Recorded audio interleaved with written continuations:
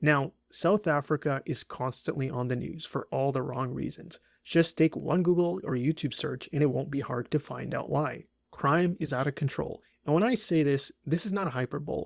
It is as out of control as it can get for a country not in anarchy, not in a total war zone. 5 of the top 20 most dangerous cities in the world are in South Africa. Some of these towns are basically like war zones. In the last quarter of 2023, around 85 people were murdered in South Africa. Not every month, not every week, every day. 1 in 3 women reported to being R-worded. 1 in 4 men admitted to R-wording a woman. You heard that correct. 25% of the dudes out there admit to being rapists. Imagine what the real number is. And by the way, for all you dudes out there, South Africa is also the male grape capital of the world. And of course, all of this crime has an impact on the economy, because when you can't go outside or open a business without the fear of assault, robbery, murder, or being sodomized, there is not going to be much economic activity out there. In an area of only 7 square miles, there were hundreds of derelict or abandoned buildings, many of which are hijacked by criminals. We've been able to identify the location of 102. But according to some reports, there are up to 700. Approximately 3/4 are privately owned. The remainder are either held by the city or the owner is unknown. And whatever economic activity there is, it's meager and not that efficient. So there's no surprise, no one is eager to invest in South Africa. So the economy is going down the gutter, mostly due to the amount of money they have to spend on mitigating crime.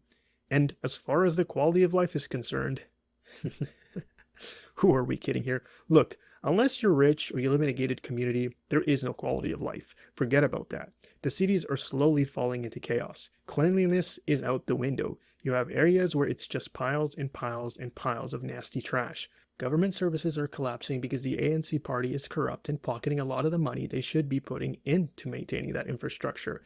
But whatever money they do put into it, well, a lot of that is subject to looting and vandalism. The country is experiencing an unprecedented wave of looting. 40,000 shops were robbed in a few days. Law enforcement officers were totally overwhelmed by the events.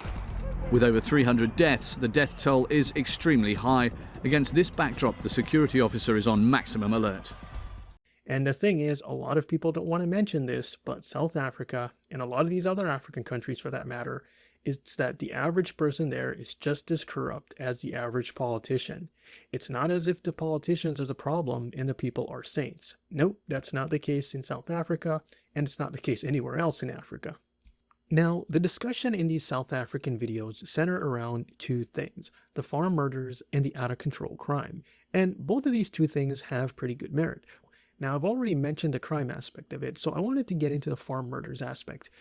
If you haven't heard about the farm murders or only know about them in a vague sense, there's a documentary called Farmlands that talks about this. And just so you're warned, it does get into some pretty graphic details. Now, much of the South African apologists out there try to undermine what's going on with the murders and downplay it. Basically, they say it's either not happening, you're a racist for noticing it, and the most reasonable defense for this, if there is any, is the idea that there is so much crime in South Africa that it's statistically inevitable that white folks or farmers will get killed in large numbers. Basically, they're saying is these white farmers are living in Africa. What do they expect? Now, of course, what they fail to mention is the reason these farm murders are significant is because you have black South African politicians dancing and chanting about the killing of white South Africans, and these politicians are openly making discriminatory legislation against the white South African minority, and openly talking about confiscating their properties. So not only do these politicians not care about the killings of these farmers, they're openly advocating for discriminatory policies against them. And one of these include, like I said at the beginning of the video, confiscation of property without any compensation. David Green resembles nothing of the white racist farmer stereotype. His murder, however, does match the national statistics. 2 farmers are murdered every week in South Africa. For the police, it's not about politics or racism. Criminals simply attack the easiest targets. In a land where violent crime is out of control, where looting has become part of everyday life, advocating for such extreme policies is essentially adding fuel to an already raging fire. Instead of South African politicians promoting the rule of law and respect for fellow citizens, many instead encourage more lawlessness and theft. This is the fundamental problem facing South Africa. Crime has become ingrained and widely accepted, whether among politicians or everyday citizens. It is so deeply normalized that many people have become desensitized to it, especially when it comes to violent crime. Crime is so prevalent. It's people get killed here for a cell phone or for a box of cigarettes. It's incredible. The petty aspect of violent crime is something that is really understated when it comes to South Africa. It would be one thing if the violent crime in South Africa was mainly related to some powerful gangs that have too much power, like in some other countries, but that is not the case. Nothing about the violent crime in South Africa makes any sense beyond it being unnecessary, sadistic violence. All South Africans know what a tsotsi is, but I really do need to explain the word to all of you.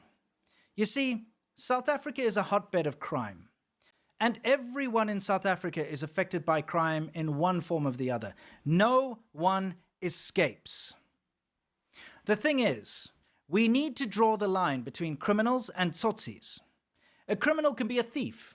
Anyone who participates in any sort of crime, big or small, is a criminal. But a tsotsi is something else. A tsotsi is a depraved, murderous thug whose heights of depravity, violence, and absolute savagery can never be outmatched. And this is the subculture that nobody really talks about.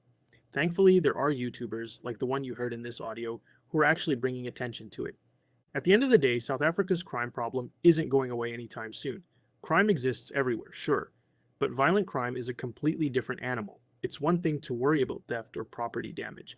It's another thing entirely when your life is at risk every single time you step outside your home. That kind of reality affects everything. And this is why South Africa just keeps declining. Violent crime slowly drains whatever resources the country still has, while also scaring away any future investment.